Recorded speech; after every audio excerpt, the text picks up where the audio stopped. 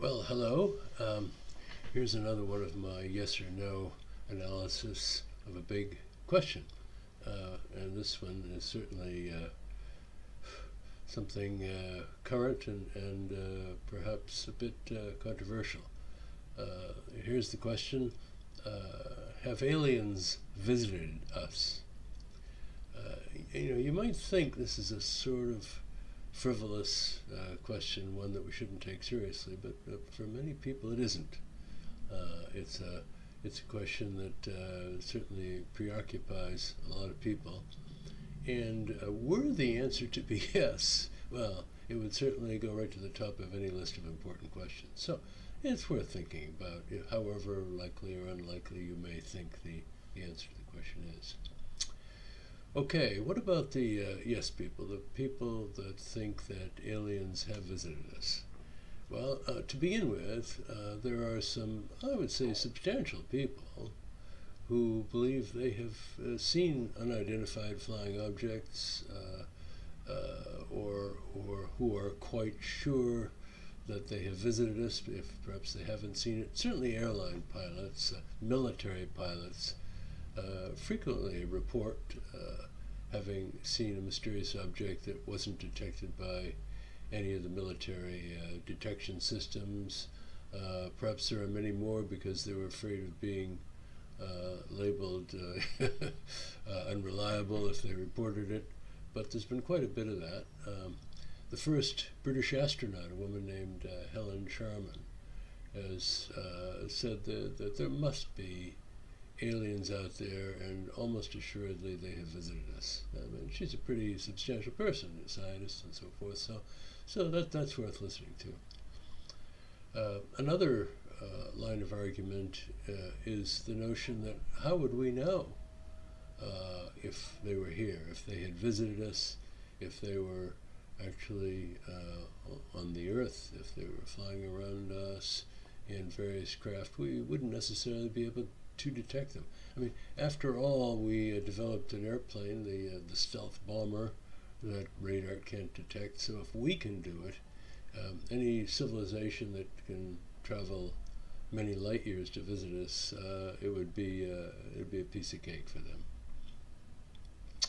Well, we've also over the years spent a lot of time on the search for extraterrestrial intelligence, acronymed SETI, S-E-T-I. The U.S. government has funded it from time to time, as have many countries overseas. Have looked at the question of whether aliens are trying to communicate with us and whether they're out there.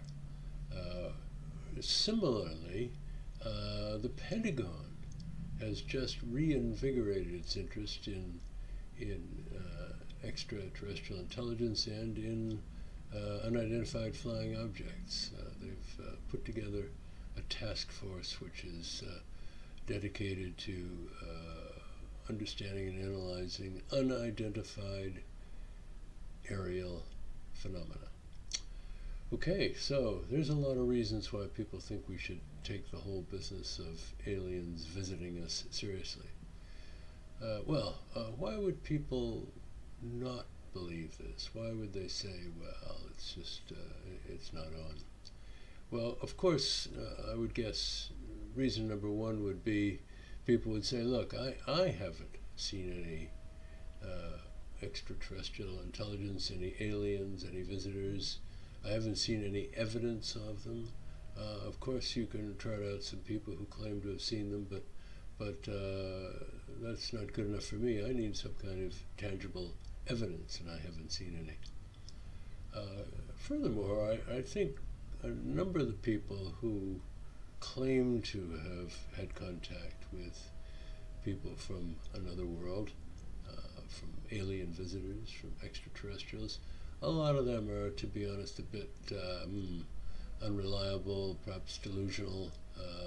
I don't really pay too much attention to them. Now, admittedly, there's a self-fulfilling prophecy in this, which is to say, if you identify anybody who claims to have had contact with an extraterrestrial as unreliable, then of course you never get started in the first place. But nonetheless, that's the feeling that a lot of people have. Finally, I suppose the most telling argument on the side of those who think it impossible or unlikely that we've been visited is the question of why would they bother? What possibly would an alien civilization have to justify the effort involved in traveling all this distance just to see us? I mean, what could they possibly learn from us? What do we have that they want or need?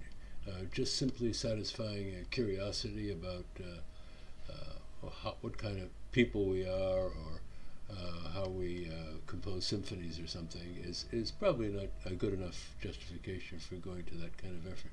There are, of course, hundreds of billions of stars just in our galaxy, each one of which has a lot of planets. There are billions of galaxies in the universe, so there's a lot of places for them to go. Why us? Why would they pick us? We don't seem to have anything special to offer, and in fact, in many respects, we've not done a very, very good job of looking after the Earth that we currently reside on. So not really a compelling reason for alien visitation. Well, what's my take on all of this? Well, it's a bit like the Richard Dawkins view of God, even though he takes the view very much on the atheistic end of the spectrum. He has to acknowledge that there is some chance of there being a God. It would be just as unreasonable to say that there isn't one as that there is one. And I kind of feel that way about the aliens. I must say, I think it extremely unlikely that we have been visited, but I think we should kind of jolly well stay alert and be ready to talk to them if they show up, and also keep a weather eye out for them. Oh, okay. Well, hope that is entertaining and useful, and that at least it's presented some arguments that you could use the next time you get into an argument with somebody about this.